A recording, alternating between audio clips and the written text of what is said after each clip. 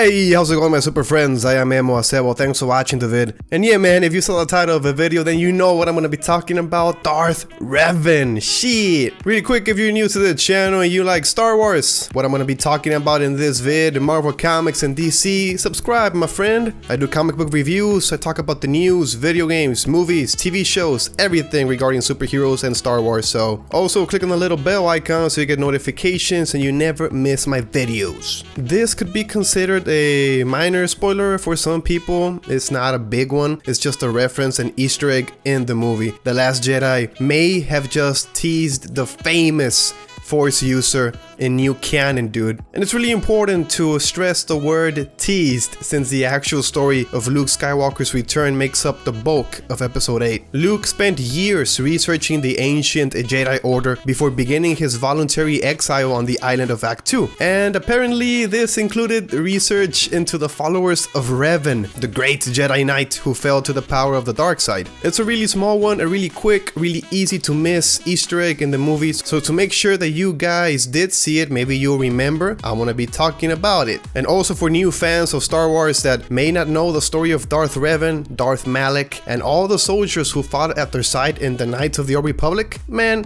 you can learn that shit right now, it's really cool. Okay, so the fact that Luke has more than just his X-Wing on the island proves that there's more to his story than we previously were given. Over the course of the film, it's revealed that Luke dove into the history of the religion following the fall of Ben Solo. Aside from seeking this exact island, Luke made sure to gather a collection of ancient books and writings along the way. But that's not the only memento he kept with him. If you keep your eyes peeled when seeing inside Luke's home, you will spot a handmade pendant of leather carrying a special object. It's the red crystal used inside every Sith lightsaber, mounted inside a metal cradle as a trophy of sorts. Most viewers may assume that it's the power source of Darth Vader's lightsaber, a reminder to Luke of the darkness that consumed his father, or a relic too valuable to fall into evil hands. But here's the interesting part. The Star Wars The Last Jedi, the Visual Dictionary by Pablo Hidalgo, is amazing, really cool book, I recommend you guys buy it. It reveals a different past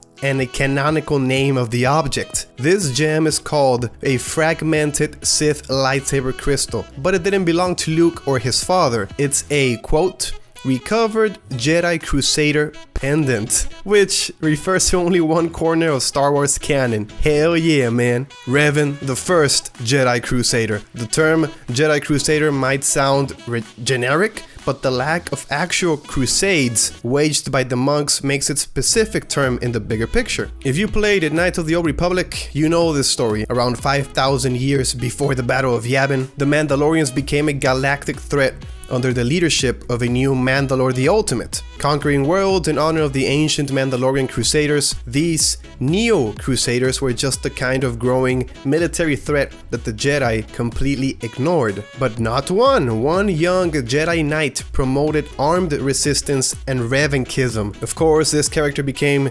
Revan because of his charismatic campaign and his followers, the Revankists. This story was told in video games, comics, novels. The life of Revan and the impact he had on the galaxy was one of the most painful to see erased as non-canonical Star Wars legend. Until Luke Skywalker went digging into the history of the Jedi and came out with a trinket with Revan's name on it. So shit, man.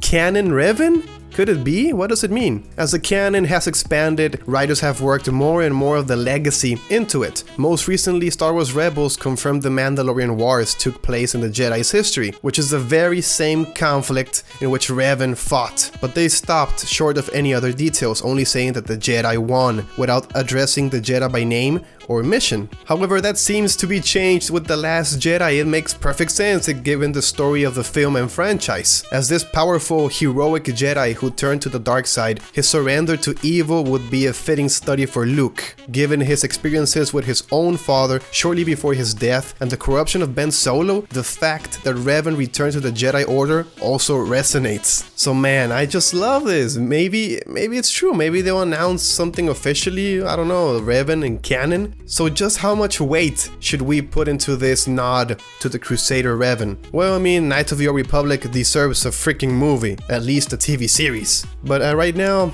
all I can do is appreciate the reference, and I hope you guys do too. Thanks for watching my vid, my friends. I am Emo Acebo. If you enjoyed, please click the like button. If you haven't, check out my last Jedi review, full with spoilers, a really amazing discussion, really long fucking video. Check out my comic book reviews that I've done in my channel. I'm gonna be making more Star Wars videos, a lot of content coming your way, my friend. Subscribe so you don't miss anything. Click on the little bell icon. Follow me on my social media. Make sure to follow me on Twitter. That's where I post everything. Instagram, Emo Acebo. I thank you again, my friends, and of course, I'll see you in the next one.